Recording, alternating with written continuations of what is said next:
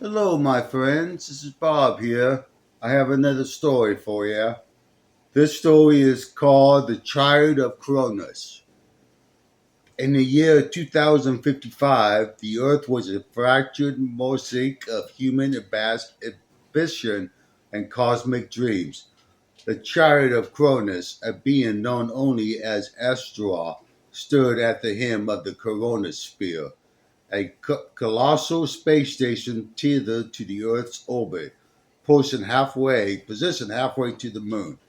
Astra was no ordinary mortal, born of an ancient lineage tied to the Titan Cronus. She willed the Time Force, a technological so advanced it could bend the fabric of history itself. Her role as overseer of world security made her both protector and judge of humanity's fragile existence. The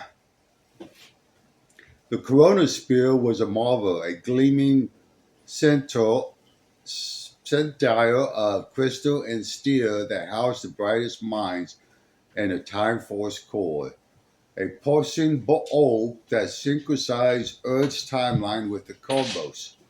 From his observation deck, Astra gazed at the moon, where her companion Luna resided. Luna wasn't just a singular body, but a cent-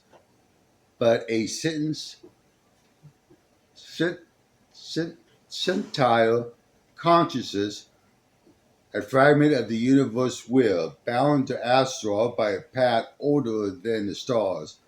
Together they guided humanity through wars, climate collapse, and the first steps towards the stars. But humanity, as always, was at its worst enemy.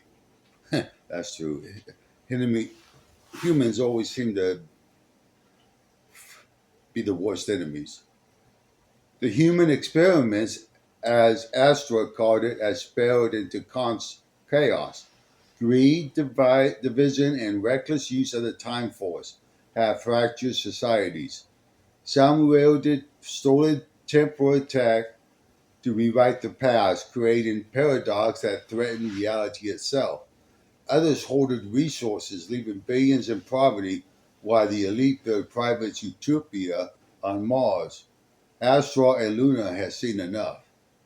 We leave in 2055, voice echoed in Astra's mind, a shivery whisper carried across the void. The experiment had failed. Let them start anew. Astra clenched her fist, the time force skimming around her like a halo. I leave them the spear, the time force, world security, everything, and they need to prove they're worthy this time. Below on Earth, fractions vie for control.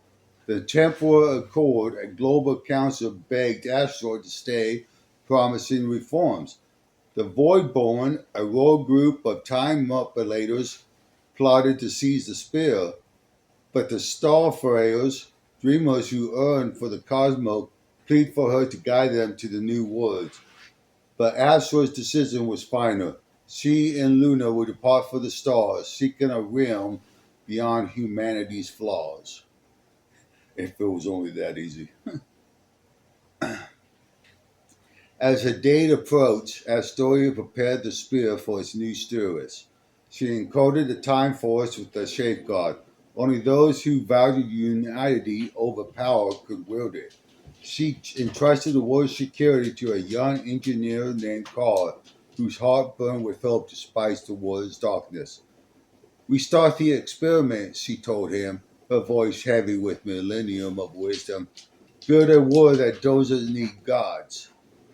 On the eve of 2055, as a crimson aurora lit the sky, Astra boarded a sleek vessel bound for the moon.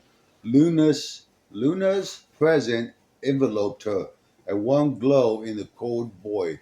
The spear hung behind him, his fate now in human hands.